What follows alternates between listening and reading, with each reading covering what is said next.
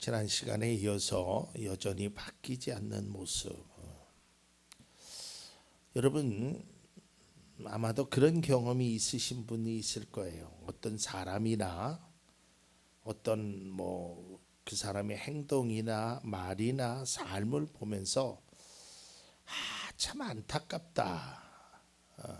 이런 생각을 가져볼 때가 가끔은 있죠. 저렇게 하는 게 아닌데. 근데 그 사람을 내가 잘 알아야 뭔가를 좀 도와주는데 이게 또 도움을 준다라는 게 그렇게 쉬운 일이 아니잖아요. 그러니까 아주 실례로 이건 아무것도 아니지만 이런 경험을 제가 해봤어요. 여기 이제 우리 교회 하는데 어떤 분이 주차를 하는데 영 주차를 못 하시는 거예요. 연세가 많이 드셨다가. 그 제가 속으로 저렇게 하면 저게 못 들어가는데 저렇게 하면 안 되는데 아무리 오지랖이 넓고 전국적인 오지랖이라도 남의 차를 막 해줄 수는 막 해주고 싶은 마음이 굴뚝 같아. 그 연세 드신 분이 앞으로 갔다 뒤로 갔다 앞으로 갔다 뒤로 갔다 하는데 맨날 그 자리야 그 자리. 근데 그거는 그렇다고 치더라도 우리의 삶의 모습을 바라보면 정말 안타까울 때가 있죠. 저렇게 하면 안 되는데. 그게 오늘 바로의 모습이란 말이에요. 여전히 변하지 않습니다. 자, 오늘 하나님께서 재앙을 내리시는데 어떤 재앙을 내리냐면 집 짐승들을 죽이겠다는 거예요. 근데 하나님께서 집 짐승을 죽이는데 이집트 사람의 집 짐승은 다 죽이고 이스라엘의 집 짐승은 살려두겠다. 이제 구별하십니다. 자, 그리고 나서 이제 실제적으로 그 일이 일어납니다. 이스라엘 백성의 집 짐승들은 죽지 않는데 이집트의 집 짐승들이 다 죽는 거예요. 자, 그러자 이 바로가 진짜로 그런 일이 일어났는지 사람을 통해서 확인을 합니다. 근데 가보니까 이스라엘의 집 짐승은 죽지 않았어요. 이집트의 집 짐승은 죽었어요. 그걸 보고도 여전히 바뀌지 않는단 말이에요. 여러분 하나님이 바라보시면 얼마나 안타깝겠어요. 네? 너무 안타깝잖아요.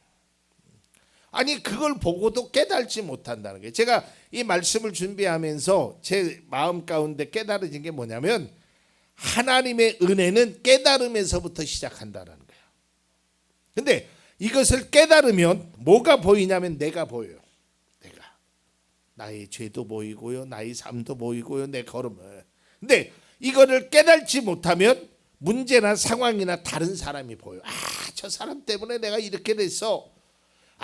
우리의 문제가 내가 문제가 아니라 문제가 문제인 거야. 그러니까 깨달으면 내가 보여. 그러니까 우리가 은혜 받았다는 게 뭐냐면 내가 보여서 그래요. 여러분 우리가 찬양을 통해서 기도를 통해서 때로는 눈물이 나잖아요. 왜 눈물이 나냐면 내가 보여서 그래. 내가 이러한 상황을 바라보면서 바로는 여전히 변하지 않는 거예요. 자, 그러자 하나님께서 또다시 이제 9장 7절 이하에 또다시 재앙을 내리십니다. 무슨 재앙을 내리냐면 악성 종기를 해요. 근데 이번에는 하나님께서 그동안 이제 보통 짐승들이나 직접적으로는 영향을 미치지 않으셨는데 이번에 이제 직접적으로 영향을 줍니다. 9장 11절을 보겠습니다. 마술사들도 종기 때문에 모세 앞에 나서지 못하였다. 모든 이집트 사람과 마술사들에게 종기가 생겼다 그래요. 이제 직접적으로 사람에게, 그럼에도 이걸 보고도 여전히 변하지 않아요. 고집을 부린다는 거예요. 왜 돌이키지 않는 것일까? 왜 바로는 이렇게밖에 행하지 못했을까? 안타까운 모습이죠. 하나님 앞에서 변하지 않는, 그러자 하나님께서요 이번에는 특단의 조치를 내리십니다. 그게 바로 9장 14절에 있는 말씀입니다. 이번에는 내가 나의 온갖 재앙을 너와 너의 신하들과 백성에게 내려서 온 세상에 나와 같은 신이 없다는 것을 너희에게 알리겠다 그래요. 이번에는 이 표현은 하나님이 굉장히 강하고 노하십니다.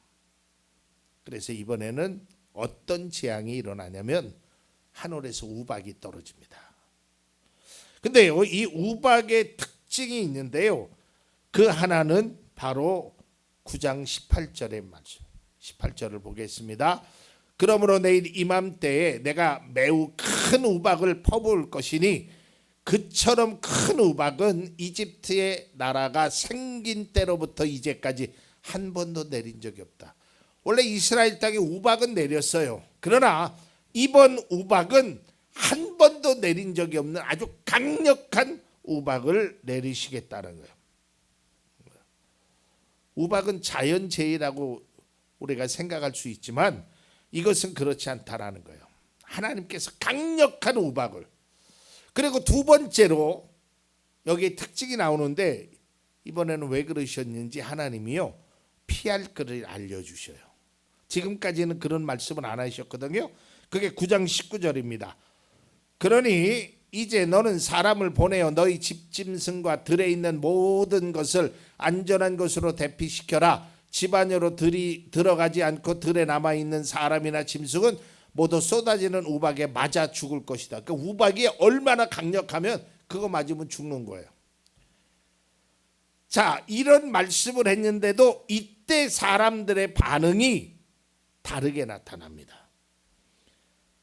9장 20절에서 21절입니다. 바로의 신하들 가운데서 주님의 말씀을 두려워한 사람은 자기의 종들과 집짐승들을 집 안으로 피하게 하였다. 21절 그러나 주님의 말씀을 마음에 두지 않는 사람은 자기의 종과 집짐승을 들에 그대로 내버려 두었다. 어떻게 됐을까요? 그들은 다 죽게 됩니다. 9장 25절입니다. 이집트 온 땅에서 우박이 사람이나 짐승이나 할 것 없이 들에 있는 모든 것을 쳤다. 우박이 들의 모든 풀을 치고 들의 모든 나무를 부러뜨렸다 그래요. 자, 여러분, 하나님이 우리에게 주신 많은 선물 가운데 기회라는 것이 있어요. 기회.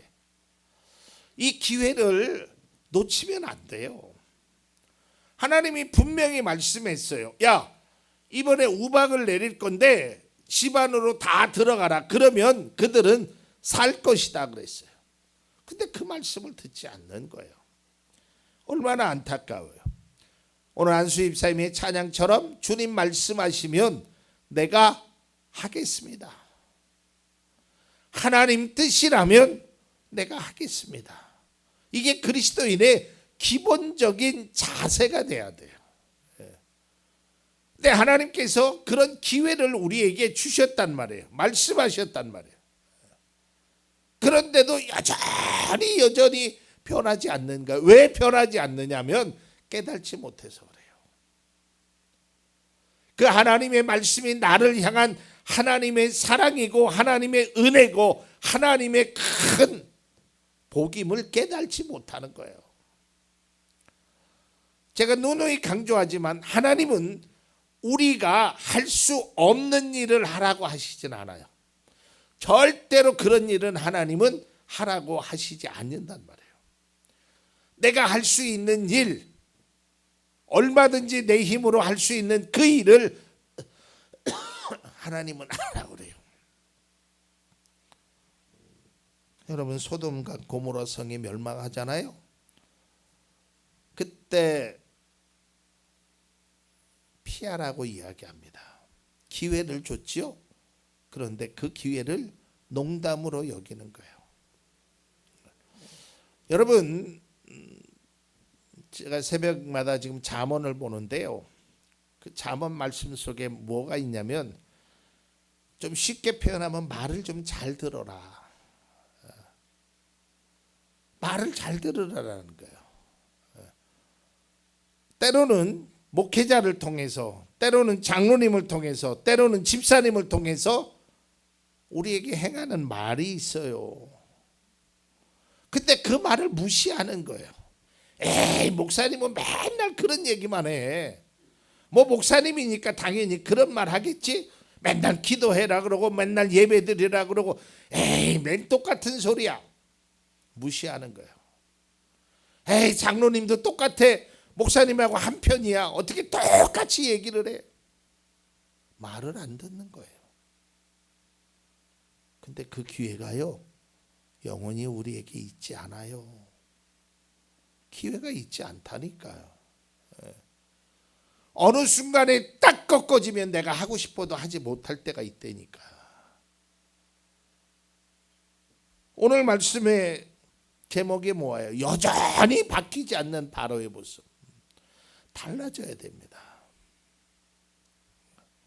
여러분, 꼭 그런 것은 아니지만요, 죽은 거는 별로 변함이 없어요. 생명체가 변함이 있어요. 그렇지 않아요? 여러분, 죽은 거는요 별로 변화가 없어요. 이 콘크리트 벽을 보십시오. 별로 변화가 없어요. 왜? 여기는 생명력이 없으니까. 그러나 앞에 꽃을 보십시오. 얘는 생명력이 있으니까 변하는 거예요. 봄에는 씨를 뿌리고 가을에는 거두는 거예요. 그게 생명의 변화예요. 그런데 그런 변화를 보고도 내가 여전히 똑같아. 하나님의 말씀을 듣고도 여전히 바뀌지 않아. 여전히 완강하게 고집을 부렸던 바로 왕은요, 웬일인지 이런 말을 해요. 9장 27절이요. 바로가 사람을 보내서 모세와 아론을 불러들였다. 그리고 그들에게 말, 이번에는 내가 죄를 지었다. 주께서 오르셨고 나와 나의 백성이 옳지 못했다 그랬어요. 내가 잘못했다. 진짜 잘못했습니다. 항복 선언을 해요. 진짜로 변했을까요? 9장 34절 봅니다. 그러나 바로는 비와 우박과 천둥 소리가 그친 것을 보고서도 다시 죄를 지었다. 그와 그의 신하들이 또 고집을 부렸다. 제가 지난 시간에도 말씀해, 한숨을 돌리자. 이제 좀 살만하니까 예전의 모습으로 다시 돌아갔다라는 것입니다. 우리는 이 바로의 고집스러운 모습을 바라보면서 안타까운 생각과 아울러서 불쌍하다라는 생각이 듭니다. 여러분, 이러한 어리석음 속에서 우리가 벗어나야 합니다. 다음 시간에도 말씀드리겠지만 또다시 큰 재앙이 일어납니다. 변한 듯 또 변하지 않습니다. 우리가 믿음 안에서 살아가면서 과연 내가 어떻게 살아야 되는지, 무엇을 행해야 되는지, 하나님이 주신 오직 마음을 새롭게 함으로 변화를 받아 하나님이 선하시고 기뻐하신 뜻이 무엇인지 구별하라라는 사도 바울의 로마 교회를 향한 그 말씀처럼, 여러분, 우리는 믿음 안에서 변해야 합니다. 바꿀 것이 있다면 바꿔야 합니다. 하나님이 주시는 그 은혜, 하나님이 주신 그 말씀대로 살려고 우리가 애를 써야 돼요.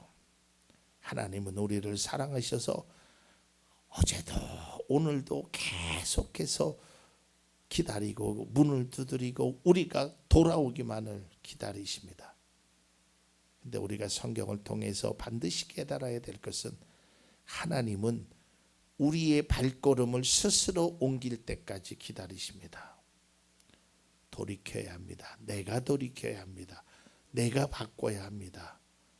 그렇게 될 때 하나님은 죄 많더라도 모든 것을 탕진했을지라도 아버지께 찾아온 그 탕자에게 좋은 것을 주시는 것처럼 우리도 때로는 우리가 살면서 실수도 하고 또한 실패도 하고 좌절도 하지요.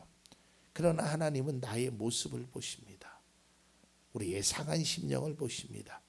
그리고 우리가 내 자신이 하나님 앞에 돌아오기를 기다리고 있습니다.